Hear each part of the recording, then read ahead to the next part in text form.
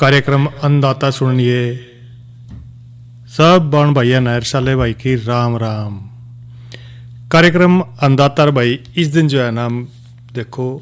खेती बाड़ी ने लेकर भी चर्चा करते रहे हैं और भाई हमारा जो पशुधन है उसने लेकर भी बातचीत करते रहे और समय समय पे भाई जो सरकार की योजनाएं चल रही हैं और किसानों को भाई उनका कितना भरपूर फायदा मिल सका है, इस बारे में भी भैया ने भाई समय समय पर जानकारी दे रहे हैं। क्योंकि भाई सरकार भी यही चाहे कि हमारे जो छोटे किसान हैं उनका फ़ायदा ज़्यादा हो और भाई उन्होंने जो है ना कई डाल के लाभ सरकार दे रही है, कई तरह की सब्सिडी भी दे है। तो भाई आज भी हम जो है ना ऐसी योजनाओं की बात करेंगे जिससे जो है ना हमारे जो किसान भाई हैं वो ज़्यादा से ज़्यादा भाई फ़ायदा उठाए समय समय पे। और बात भी यही है कि भाई जो छोटे और जो सीमांत किसान हैं उनको सशक्त बनाने के लिए भाई कौन कौन सी ऐसी मुख्य योजनाएं हैं ताकि जो भाई किसान भाई हैं ज़्यादा मुनाफा लें, उत्पादन उनका बढ़े भाई खेती में। तो भाई सबसे पहले जिक्र कर रहे हैं क्योंकि जो सीमांत किसान हैं या छोटे किसान हैं जिनके पास भाई 2 हेक्टेयर ज़मीन है या इससे कम है, उसके सशक्तिकरण के लिए भाई जो केंद्र सरकार है, राज्य सरकार है, कई तरह की जो है ना महत्वपूर्ण योजनाएं चला रही है। और इन योजनाओं का जो मुख्य उद्देश्य है वो भी यही है कि भाई जो हमारे किसान हैं उनकी आमदनी एक तो ज़्यादा बढ़ानी है, खेती में जो लागत आजकल देखने लग रहे हैं कि भाई जो ज़्यादा आ रही है उस लागत को भी कम करना है और भाई साथ साथ में जो तकनीकी रूप है उसमें भी जो है ना जो हमारे किसान हैं उनको सक्षम बनाना है। यही भाई जो है ना उनके लिए सरकार फ़ायदा पहुँचाने के लिए योजनाएं चला के रखा है। जिक्र भी कर रहे हैं कि जिस तरह के जो प्रधानमंत्री किसान सम्मान निधि है इसका जिक्र करें तो भाई ये एक छोटी जो हमारे किसान हैं या सीमांत किसान हैं उनके लिए सबसे बढ़िया महत्वपूर्ण योजना है। क्योंकि भाई इसके तहत जो पात्र किसान हैं उनको भाई हर साल सरकार जो है ना 6,000 रुपये की आर्थिक सहायता दे है और वो जो आर्थिक सहायता भाई 3 समान किस्ता में सीधे बैंक खाते में दे है। क्योंकि कई बार देखे गए थे भाई जो हमारे किसान भाई हैं उन्हें जब खेती बाड़ी में जो है ना खाद लेने पड़े गए थी या बीज लेना पड़े गया था उनमें थोड़ी बहुत ही जो है ना उनको दिक्कत आए करे थी। तो सरकार ने सोचा क्यों ना भाई किसानों को फ़ायदा पहुंचाया जाए, तो यह प्रधानमंत्री किसान सम्मान निधि योजना चालू कर दी और इससे जो है ना भाई किसान जो है ना छोटे जो किसान हैं समय पर भाई अपना खाद बीज ले सका है और भाई अपनी खेती को आगे बढ़ा सका है। और इसी तरह भाई प्रधानमंत्री फसल बीमा योजना का जिक्र करें तो क्योंकि कई बार देखा है कि भाई जो जलवायु है कहीं डाल की हो जाए या कोई भाई आपदा आ जाए और जिस कारण जो है ना फसल को काफ़ी नुकसान हो जाए है, तो भारत कृषि क्षेत्र का कार्यक्रम भाई एक इतना दुर्भाग्यपूर्ण हिस्सा है कई बार नुकसान हो जाए तो। क्योंकि हमारे जो किसान है विशेष रूप से जो सीमांत है या भूमिहीन किसान है उनको जो है ना भाई जोखिम का या कई बार जो है ना जो ऐसी अनिश्चितता पैदा हो जाए उनसे बचने के लिए कुछ ऐसे संस्थागत जो व्यवस्था है उनको कवर करना जरूरी है। क्योंकि भाई अगर हमने सोचा है कि भाई जो किसान हैं बेचारे छोटे मोटे उनका जो आग जनी लग जाए, कई बार देखा है गेहूं के सीजन में तो खेतों में भाई आग लग जाए, बड़ी दिक्कत हो जाए, खेत के खेत जो है ना वो जल के राख हो जाए, किसान का नुकसान हो जाए। तो इस तरह की जो है ना इस आपदा से बचने के लिए सरकार ने जो है ना प्रधानमंत्री फसल बीमा योजना स्कीम चला रखी है और इसका उद्देश्य भी यही है क्योंकि भाई जो प्राकृतिक आपदा है या कई तरह की कीट आ जाए है या कोई बीमारी आ जाए ऐसी जिससे जो है ना जो अधिसूचित जो फसलें हैं किसी भी विफलता की स्थिति में भाई किसान को बीमा कवरेज और वित्तीय सरदान सहायता जो है ना उसको प्रदान कर सका है और किसान की आय को स्थिर करके ताकि जो खेती है उसमें निरंतरता जो है ना वो सुनिश्चित कर सके। और भाई इसी तरह जो है ना एक मृदा स्वास्थ्य कार्ड योजना है, उसका क्या उद्देश्य है क्योंकि भाई जो मृदा स्वास्थ्य कार्ड है कृषि और किसान कल्याण मंत्रालय है, इसके तहत भाई खेती और सहकारिता विभाग द्वारा प्रचारित भारत सरकार की एक योजना है और इसमें भी जो है ना सारे राज्य और जो संघ राज्य क्षेत्र हैं सरकार के कृषि विभाग के माध्यम से इन्होंने चला के रखा है। क्योंकि भाई देखा है कई बार एक एसएचसी प्रत्येक किसान को उसकी होल्डिंग की मिट्टी के जो पोषक तत्व हैं इनकी स्थिति देने के लिए हुआ है और उसे उर्वरक की जो खुराक है या ज़रूरत के अनुसार जो मिट्टी संशोधन की सलाह दी जाए है तो लंबे समय तक मिट्टी के स्वास्थ्य को बनाए रखने के लिए इसको लागू करना चाहिए। क्योंकि कई बार देखा है किसान भाई खेती के में जरूरत तो कौन से पोषक तत्व की और दे कौन से भाई जिससे जो है ना उनकी उत्पादक क्षमता के ऊपर ज़मीन का ज़मीन में जो है ना असर पड़ेगा, क्योंकि भाई अगर चाहिए पोटाशियम और उसमें ज़्यादा हो रही हो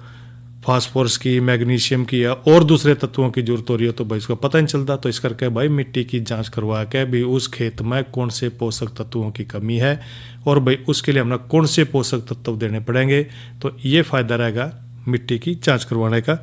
और इसी तरह हम भाई प्रधानमंत्री कृषि सिंचाई योजना भी यही है, क्योंकि भाई जो प्रधानमंत्री कृषि सिंचाई योजना क्या है कि देश के सारे जितने भी कई ग्राम भाई खेती है उसको सुरक्षात्मक जो सिंचाई है, कुछ संसाधनों तक पहुंच है, उसको सुनिश्चित करने के लिए भाई एक योजना है, क्योंकि भाई कई ग्राम भाई प्रति बूंद और अधिक फसल का उत्पादन किया जा सके। और ये भारत को भाई कई ग्राम एक एकीकृत जल संसाधन प्रबंधन ढांचे को अपना कर सीमित भूमि और जो जल संसाधन है उनके साथ जो खाद्य उत्पादन है उनको बढ़ाने के मुद्दे को जो है ना संशोधित करने में मदद करा है। क्योंकि कई बार देखा है जो कृषि सिंचाई योजना ने सोचा है, कई बार जो है ना पानी की जो बचत है उसको करना बड़ा जरूरी है। कई बार हम विधि भी अपना ले हैं, फुहारा विधि ते दे हैं, टपका विधि अपना ले हैं, इससे क्या हुआ अरे भाई पहले के समय जो खाड़ होया करता खेत में उससे जो है ना कई बार खाड़ बे में तो पानी दाएं बाएं जो है ना दूसरे खेत में चला जाता। तो अब जो है ना नई तकनीक आ गई भाई, खेत के अंदर ही पाइप दाब दे हैं जिससे जो है ना पानी की भी बचत होगी, दाएं बाएं भी नहीं जाएगा और सीधा उसी खेत में जाकर पानी आवेगा। तो भाई ऐसी फसल भी लें जिससे जो है ना पानी की बचत हो।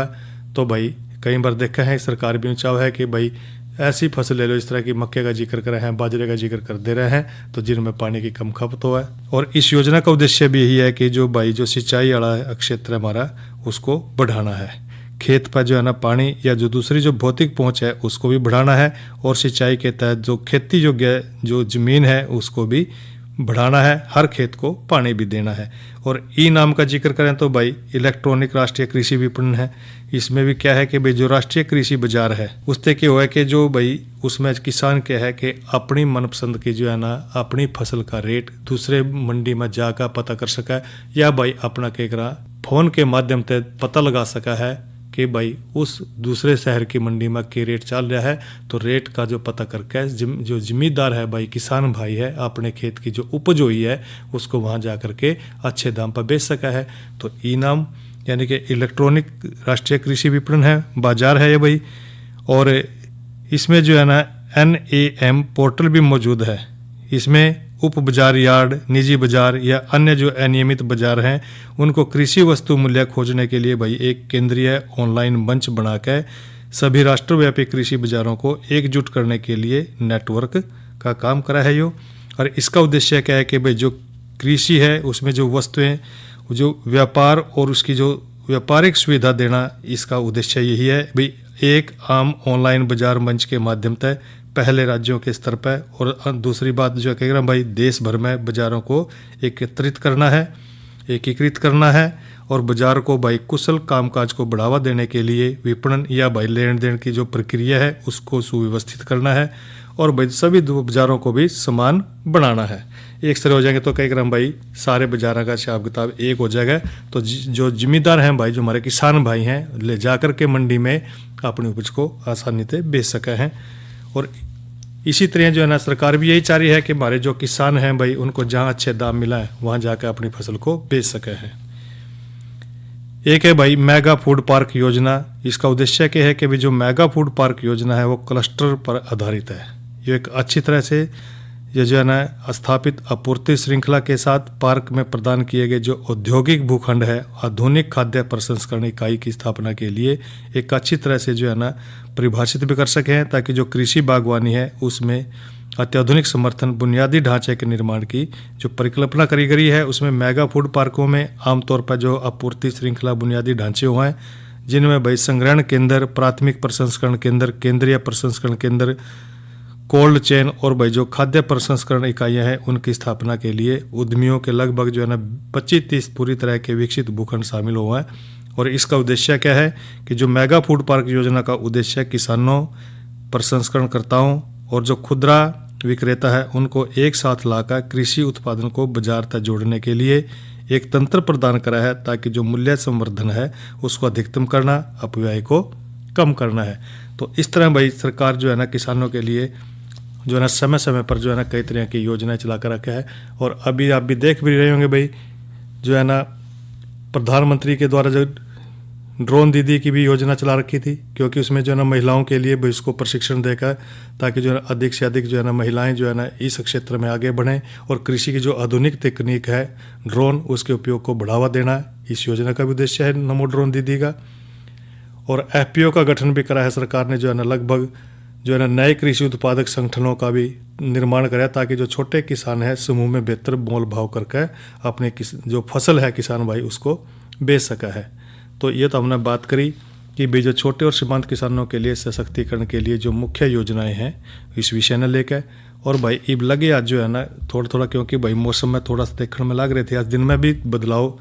आ रहा था, कभी धूप आ जाती कभी छाँ आ जाती। भाई तापमान का जिक्र कर लें तो जो भाई आज का अधिकतम तापमान रहा वो रहा 35 डिग्री सेल्सियस और न्यूनतम तापमान 20 डिग्री सेल्सियस। और कल में भाई इसी तरह का जो है ना मौसम बना रहेगा, यानी कि भाई 35 डिग्री सेल्सियस अधिकतम तापमान और न्यूनतम तापमान 20 डिग्री सेल्सियस। और भाई कल दिन रहेगा मंगलवार, और मंगलवार ना भाई हम कार्यक्रम लेके आवा है फोन इन, और कल हम जो है ना बात करेंगे आजकल के दिनों में पशुओं की देखभाल पे। और भाई स्टूडियो में जो है ना विशेषज्ञ रहेंगे डॉक्टर रोहतास सैनी। और भाई ईब कराएंगे भाइयों का मनोरंजन, और पहला सुनना ये रागनी।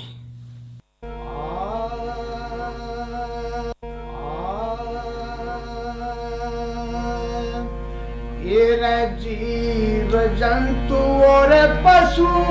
पखेरु और नाचा दुनिया सारी,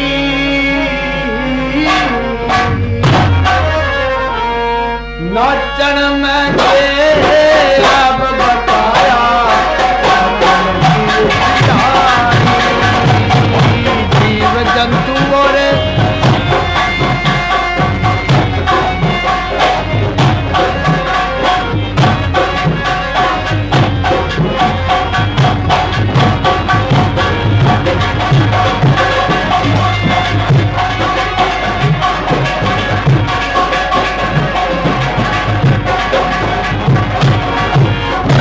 सबसे पहला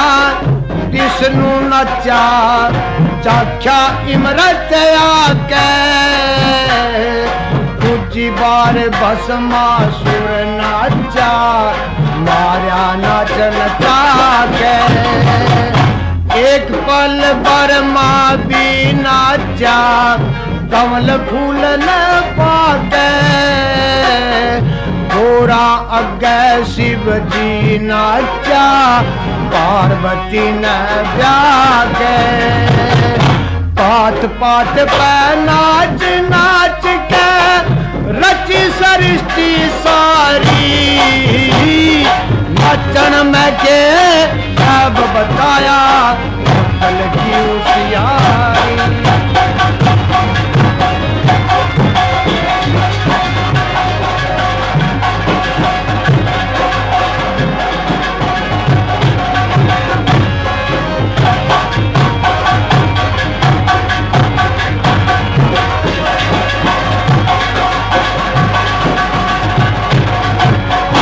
गोपनिया में कृष्ण नाचा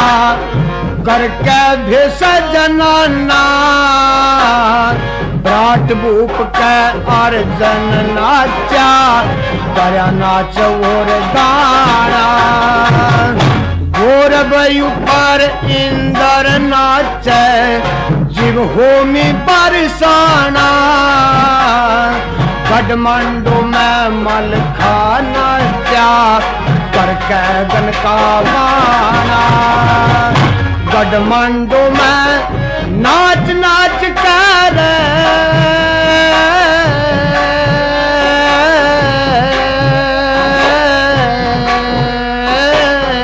काठमांडू में नाच नाच कर प्यारी राज दुलारी, नाचन में के अब बताया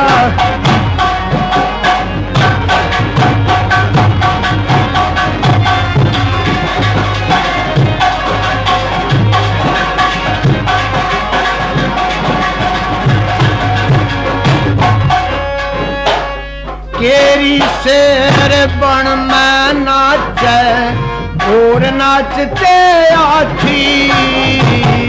रिछोड़ बंदर नाच नाच के फूल देखा मैं छाती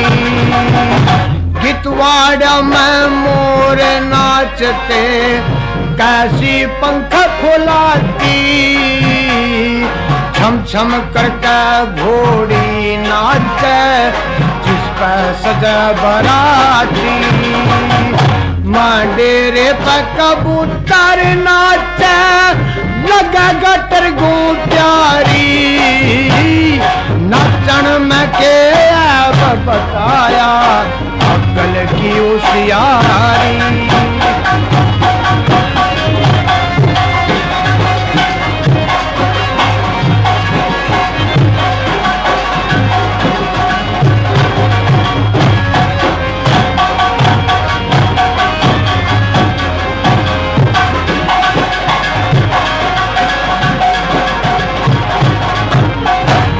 हवा चल जी बदर खत नाचे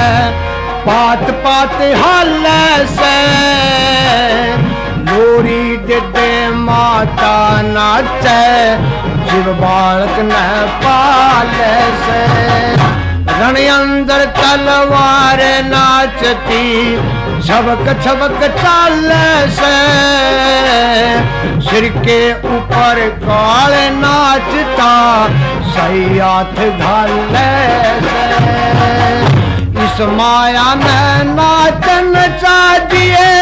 ऋषि मुनि ब्रह्मचारी नाचन में के अब बताया अकल की होशियारी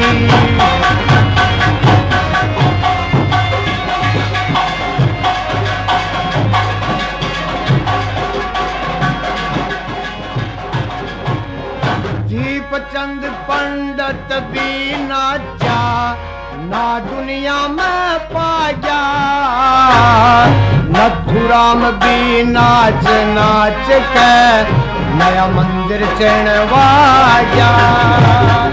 बजे नाई नाच नाच के वो भी भक्त कवाया लक्ष्मी चंद भी नाच नाच के नाम अमर करवाया मंगे राम सब नाचन चाहे के कौआ की कट सारी नाचन में के अब बताया अकल की होशियारी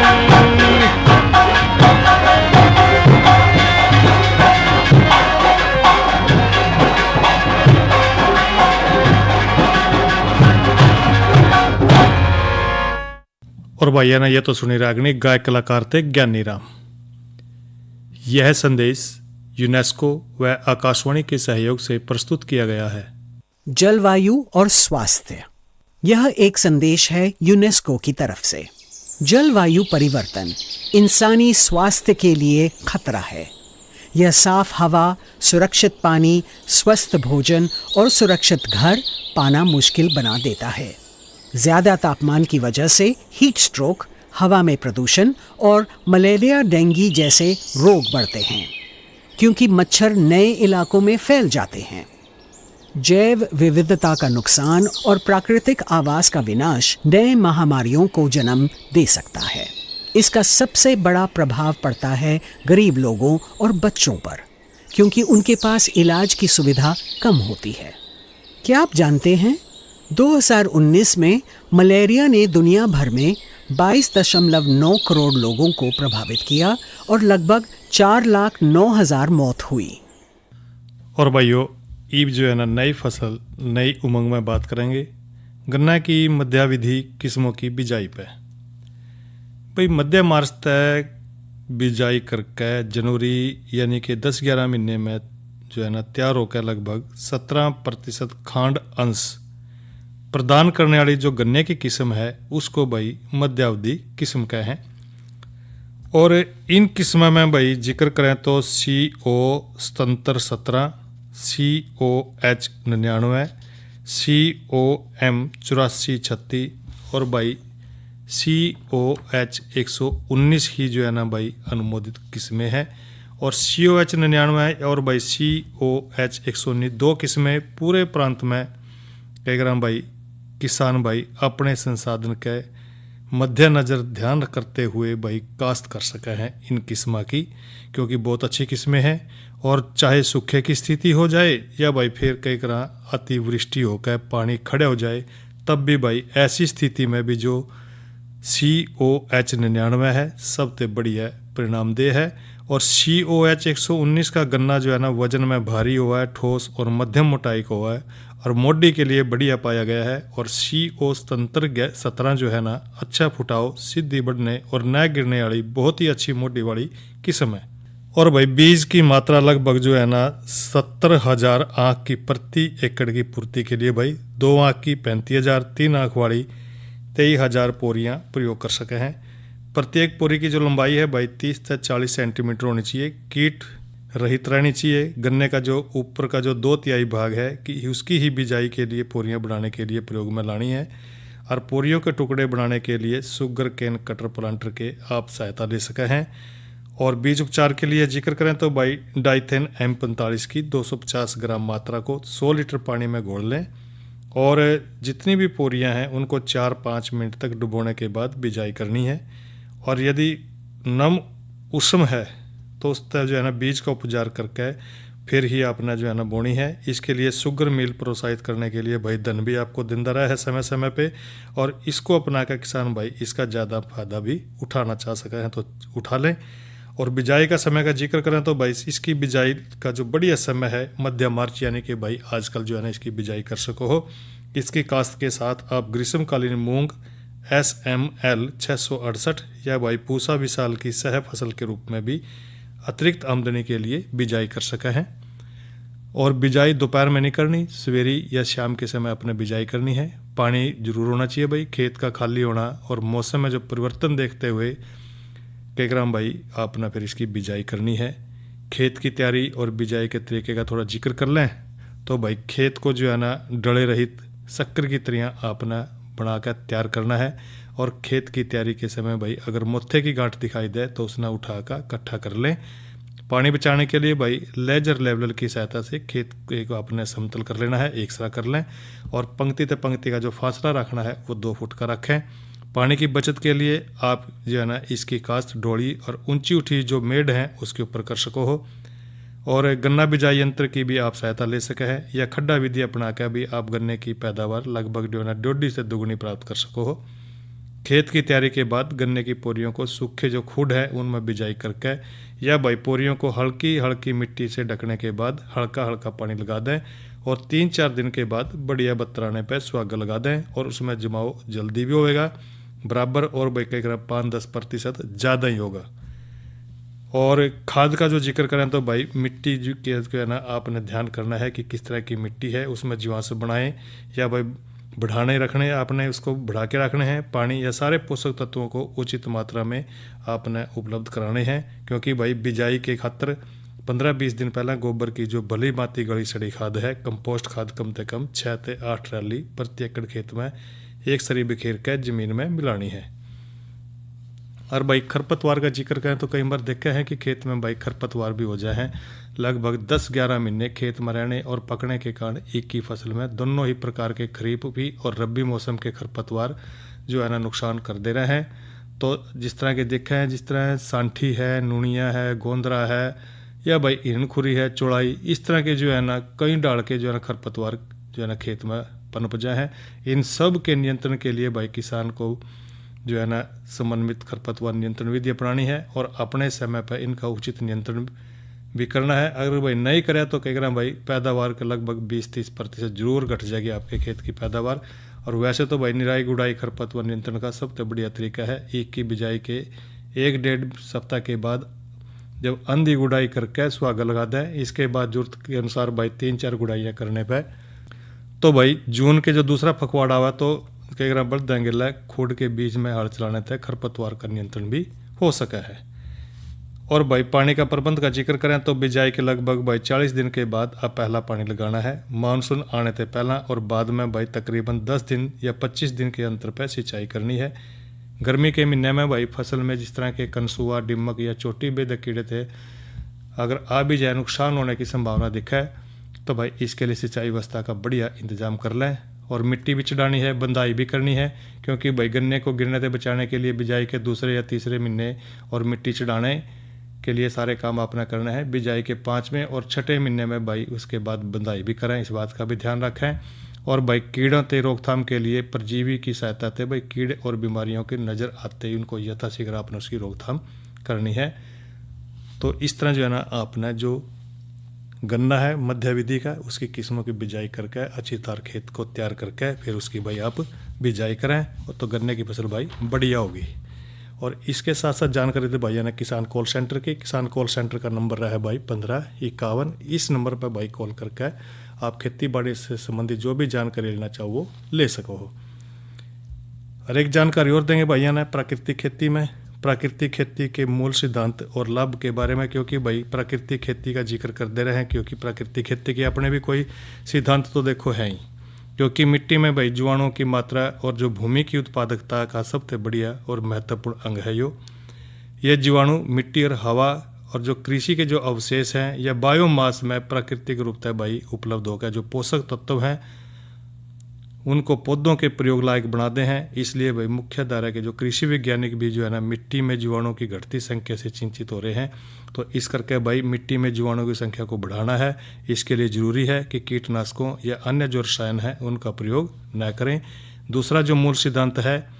भाई बिक्री और खाने में प्रयोग होने वाली जो सामग्री है उसने छोड़ कर खेत में पैदा होने वाली जो किसी भी तरह की जो सामग्री है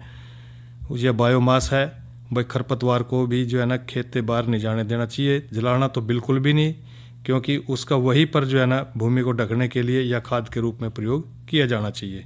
तीसरा सिद्धांत का जिक्र करें तो भाई जैव विविधता होनी चाहिए। और चौथे की बात करें तो चौथा जो सिद्धांत यह है कि जो भूमि भाई आपने ढक्का रखनी है, क्योंकि कई तरह की लंबी छोटी लेटने वाली अलग अलग समय पर बोई या काटी जाने वाली जो फसलें हैं वो ले जानी चाहिए। तो भाई इस तरह जो है ना प्राकृतिक खेती के सिद्धांत भी अपने हैं। और पांचवा क्या है कि भाई खेत में प्रति एकड़ कम से कम 5-7 जो है ना कई तरह के पेड़ जरूर होने चाहिए। तो इस तरह जो भाइयों अगर आप इन मूल सिद्धांतों का प्रयोग खेती में करेंगे तो आपकी पैदावार खेत की जो है ना अच्छी रहेगी, फसल भी अच्छी होएगी। और छठे का जिक्र कर दें तो भाई खेत में अधिक से अधिक बारिश का जो पानी है इकट्ठा करना चाहिए। और अगर खेत में पानी बह कर बाहर जावा इसके साथ जो है ना उपजाऊ मिट्टी भी बह जाए, तो इसलिए पानी बचाने के लिए मिट्टी भी बचानी है। और एक और बात है इसमें भाई किसी भी फसल को धान और गन्ने जैसी फसल को भी पानी नहीं बल्कि नमी ही बढ़ा कर रखनी है। कई बार सोचा है कि पानी जाता है, नमी बढ़ा कर रखेंगे तो भाई बढ़िया फसल भी होगी। और बेड बनाकर बीज बोने तो जो है ना नालियाँ में पानी देने या भाई बिना बेड के भी जो है ना बदल कर आप जो है ना करके नाली छोड़ कर पानी से जो है ना इसकी खपत को घटा सको हो। और 8वां जिक्र करें तो भाई अगर बीजों पर जो है ना कंपनियां या किसी बाजार का कब्जा हो रहा है तो किसान स्वतंत्र नहीं हो सकता। तो इसलिए भाई अपना बीज बनाना प्राकृतिक कृषि का आधार है। तो यह तो जानकारी दी भाइयों थे प्राकृतिक खेती के मूल सिद्धांत पे। और भाई इसी गले जो कार्यक्रम अन्नदाता है वो भी संपन्न हो रहा है। साले भाई ना दो इजाजत। अच्छा भाइयों, राम राम।